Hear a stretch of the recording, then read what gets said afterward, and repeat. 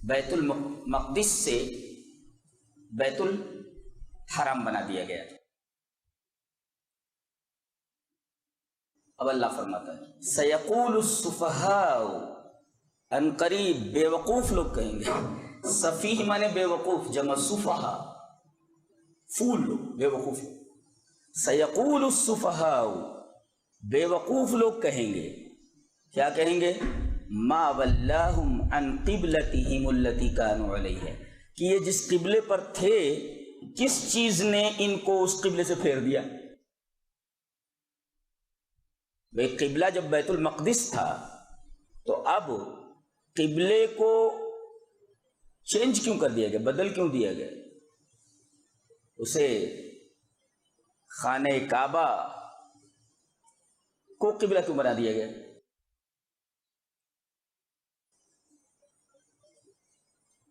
صفحہ یہ سفیہ کی جمع ہے، اور عربی میں جمع کم سے کم 3 پر بولی جاتی ہے، اور یہاں بھی 3 ہی گروپ ہیں بے وقوفوں کے۔ کیا سسٹمیٹک کلام ہے! بے وقوفوں کے 3 گروہ ہیں، اس لیے سفیہ کی جمع صفحہ لائے گی، اور جمع کم سے کم 3 پر بولا جاتا ہے، جمع کا اطلاق کم سے کم 3 پر ہوتا ہے۔ ایک ہے یہود کا گروہ، یہ بے وقوف لوگ، ایک ہے مشرکین کا گروہ، یہ بے وقوف لوگ ہیں، اور ایک ہے منافقین کا گروہ، یہ بے وقوف۔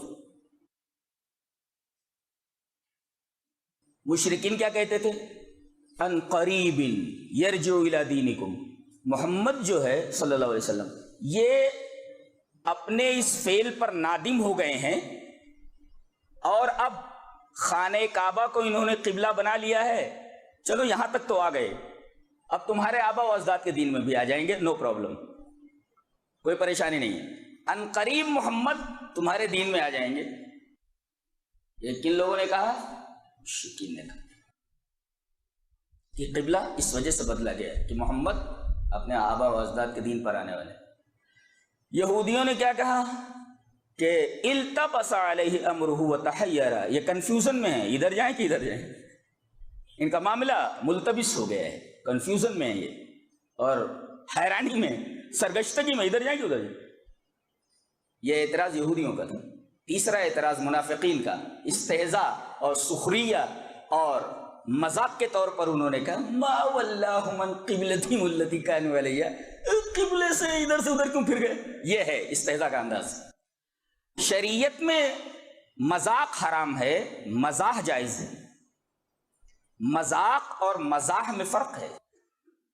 مذاق میں سامنے والے کی تحقیر مقصود ہوتی ہے، اسے چھوٹا سمجھا جاتا ہے، اور مزاح میں تفنن طبع ہوتا ہے۔ جیسے ایک عورت آئی بڑھیا، کہا کہ اللہ کے رسول میرے لیے دعا فرما دیجئے کہ میں جنت میں چلی جاؤں۔ آپ نے فرمایا کہ بڑھیا جنت میں نہیں جائے گی، رونے لگی، کہا کیوں رو رہی؟ آپ نے فرمایا کہ بڑھیا جنت میں نہیں جائے گی، تو نبی کریم صلی اللہ علیہ وسلم فرمایا میرے کہنے کا یہ مطلب ہے کہ کوئی شخص جنت میں بوڑھا بنا کر نہیں ڈالا جائے، سب جوان ہوں۔ یہ مزاح ہے اور یہ مذاق ہے، تو مذاق کی اجازت نہیں ہے، مزاح کی اجازت ہے۔ انہوں نے مذاق سے، سخریہ اور استہزاء سے یہ کہا ما ولاہم عن قبلتہم التی کانوا علیہا۔ تو پہلے تو اللہ تبارک و تعالی نے بہت ان شارٹ ایک جملے میں اس کا جواب دے دیا، کیا؟ قل للہ المشرق والمغرب، اے ہمارے حبیب آپ کہہ دیجئے ان معترضین سے کہ مشرق بھی اللہ کا اور مغرب بھی اللہ کا۔ نکتہ یہ ہے کہ اصل سمت نہیں ہے، اصل اللہ کا حکم ہے۔ ہمیں سمت نہیں دیکھنی ہے، ہمیں یہ دیکھنا ہے کہ اللہ کا حکم کیا ہے۔ یہ ایک چھوٹا سا جواب دیا گیا پہلے، اور اس کے بعد تفصیلی جواب، آگے تفصیلی جواب، ایک مختصر جواب ہے۔ یعنی پڑھانے کا طریقہ یہ بتایا گیا کہ کوئی مدرس اگر طالب علم کو پڑھا رہا ہے تو پہلے مسئلے کو شارٹ میں بیان کرے، پھر اس کو تفصیل سے بورڈ کے اوپر سمجھائے۔ قرآن ہے کہ معلم بھی ہے نا، پہلے شارٹ میں آپ سمجھا دیجیے، اور اس کے بعد جیسے ایل سی ایم نکالنا ہے آپ کو تو ایل سی ایم کا قاعدہ پہلے بتا دیجیے، اس کے بعد بورڈ پر سمجھا دیجیے کہ ایسے ایسے سب سے چھوٹی عدد 2 ہوتی ہے، اور 2 سے اس طریقے سے اس کو کاٹنا ہے، کرنا ہے۔ تو ان شارٹ جواب دیا گیا مشرق اور مغرب اللہ کا، اصل سمت نہیں ہے، جہت نہیں ہے، ڈائریکشن نہیں ہے، اصل اللہ کا حکم ہے۔ تمہیں کوئی اعتراض؟ خاموش۔ پھر آگے تفصیلی جواب دیا گیا کیا کہ اس کے 4 مقاصد ہیں قبلے کے بدلنے کے. کیا ایک ان شارٹ جواب دیا گیا مختصر، اور اب تفصیلی جواب دیا جا رہا ہے کہ یہ جو قبلہ بیت المقدس سے بدل کر کے بیت الحرام کو بنایا گیا، اس کے 4 مقاصد ہیں، 4 ریزنز ہیں. کیا؟ پہلا ریزن تو یہ ہے کہ یہودیوں کی کتاب میں تورات میں یہ لکھا ہوا ہے کہ آخری نبی کا قبلہ بیت المقدس نہیں ہوگا، بیت الحرام ہوگا. اگر یہ قبلہ نہ بدلا جاتا تو وہ کہتے کہ یہ جھوٹا نبی ہے، اس لیے کہ ہماری کتاب میں لکھا ہوا ہے کہ آخری نبی کا قبلہ بیت المقدس نہیں ہوگا، بیت الحرام ہوگا، اور یہ تو بیت المقدس کی طرف منہ کر کے نماز پڑھ رہا ہے. تو یہود کے اعتراض کا دفعیہ کر دیا گیا تحویل قبلہ کر کے، ایک وجہ. اور دوسری وجہ یہ بیان کی گئی کہ مالوف رسم و رواج کا چھوڑنا اور آبا و اجداد کے طریقے کو چھوڑنا نفس کے اوپر بڑا گرا ہے. پورے شرک کی بنیاد اور شرک کا پورا محور آبا و اجداد کا طریقہ ہے. ان سے پوچھا گیا شرک جیسی بری چیز کیوں کر رہے ہو؟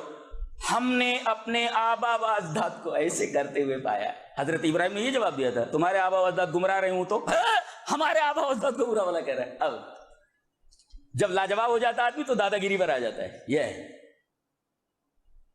اور میں نے کبھی کہا تھا کہ ماڈرن دور میں گالیاں، بولے تمام دلائل کے خاتمے کا اعلان. آدمی گالیاں بکنے لگے، اس کے پاس دلیل نہیں ہے، اس لیے گالیوں پر اتر ہے.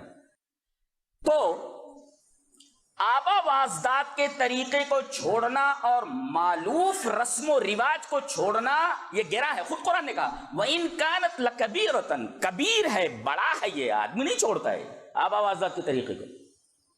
اب اللہ یہ فرما رہا ہے ہم قبلے کو بدل رہے ہیں لِنَعْلَمَ، تاکہ ہم یہ ظاہر کر دیں کہ مَن يَتَّبِعُ الرَّسُولَ، کہ رسول کی اتباع کون کرتا ہے، اپنے آبا و اجداد کے طریقے کو کون مانتا ہے، جمع رہتا ہے، اور کون میرے نبی کی اتباع کرتا ہے. إِلَّا لِنَعْلَمَ مَن يَتَّبِعُ الرَّسُولَ، یہ دیکھنا ہے کہ میرے رسول کی اتباع کون کرتا ہے اور اپنے آبا و اجداد کے طریقے کی اتباع کون کرتا ہے، یہ ہم دیکھنا چاہ رہے ہیں. 2 ہو گیا. تیسرا، آپ حضرت ابراہیم علیہ السلام کے بیٹے ہیں روحانی، اور امام الموحدین حضرت خلیل اللہ سے بڑا گہرا ربط ہے نبی کریم صلی اللہ علیہ وسلم کا. تو آپ کی نگاہیں بار بار آسمان کی طرف جاتی ہیں. اللہ نے وہ نقل فرمایا قد نرى تقلب وجهك في السماء، ہم دیکھ رہے ہیں کہ آپ کی نگاہیں بار بار آسمان کی طرف اٹھ رہی ہیں. یعنی آپ کی تمنا یہ ہے کہ قبلہ خانہ ابراہیمی بنا دیا جائے، ابراہیم علیہ السلام نے جو گھر بنایا وہ بنا دیا جائے. تو ہم آپ کی خواہش کے احترام میں ہم قبلہ بیت الحرام کو بنا دے رہے ہیں.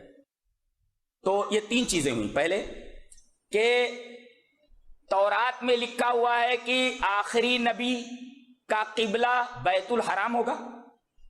دوسرے، تاکہ ہم جان لیں کہ آبا و اجداد کے طریقے پر کون چلتا ہے اور میرے نبی کی اتباع کون کرتا ہے.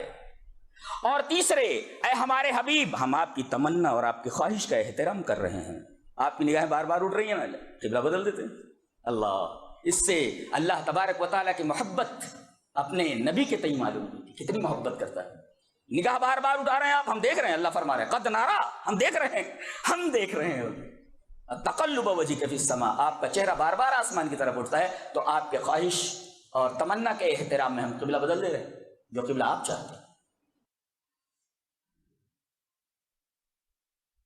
اور چوتھا جواب، وَكَذَلِكَ جَعَلْنَاكُمْ أُمَّةً وَسَطًا، یہ امت محمد صلی اللہ علیہ وسلم کے بیچ کی امت ہے. لہذا قبلہ ایسی جگہ ہونا چاہیے جو دنیا کا بیچ ہو اور کعبہ دنیا کے بیچ میں ہے. وَكَذَلِكَ جَعَلْنَاكُمْ أُمَّةً وَسَطًا، یہ تحویل قبلہ کی 4 حکمتیں اور 4 وجوہ بیان کیے گئے.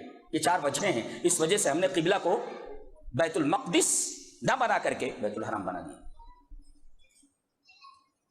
پھر 3 مرتبہ کہا گیا اپنے چہرے کو آپ بیت الحرام کی طرف پھیر لیجئے. فَوَلِّ وَجْهَكَ شَطْرَ الْمَسْجِدِ الْحَرَامِ، فول وجہک شطرہ، فول وجہک شطر المسجد الحرام، 3 مرتبہ کہا گیا. کیوں 3 مرتبہ کیوں؟ 3 مرتبہ کہنے کا مطلب یہ ہے کہ یہ حکم آپ حرم میں داخل ہو گئے تب بھی آپ کے لیے. آپ اگر ادھر کھڑے ہوئے ہیں تو ادھر منہ کر کے نماز پڑھیں گے. ادھر جو آدمی کھڑا ہوا ہے وہ بھی قبلے کی طرف منہ کر کے، خانہ کعبہ کی طرف منہ کر کے نماز پڑھے گا. ادھر جو کھڑا ہوا ہے، ادھر جو موجود ہے، یہ ادھر منہ کرے گا. یہ ادھر جو کھڑا ہوا ہے ادھر منہ کرے گا. گویا کہ حرم کے اندر جو آدمی داخل ہو گیا وہ خانہ کعبہ ہی کو قبلہ بنائے گا. تو پہلا حکم ان لوگوں کے لیے ہے جو بیت الحرام میں داخل ہو گئے.